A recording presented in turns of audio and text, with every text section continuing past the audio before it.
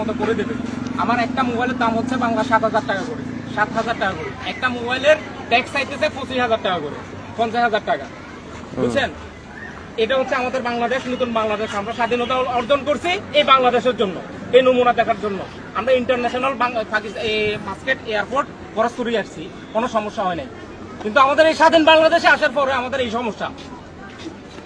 আমার ইয়ে দেখেন, গাইড দেখেন, আগে বলছে যে খোলার আগে বলছে আমার গাইড আগের মতো করে দেবে, রিপেয়ারিং করে দিবে, কিন্তু আমার গাইড এইভাবে দিয়ে দিছে আমারে। আপনারা বলেন এটা কি ঠিক হয়েছে?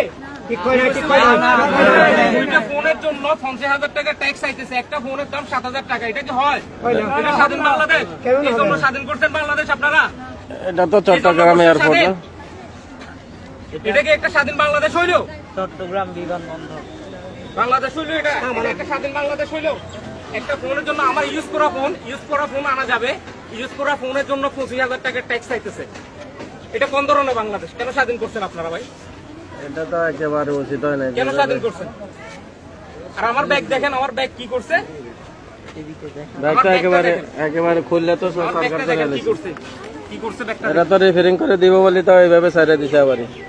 রিফারিং করে দিব বলে এইভাবে সাইডা দিছে। ওকে।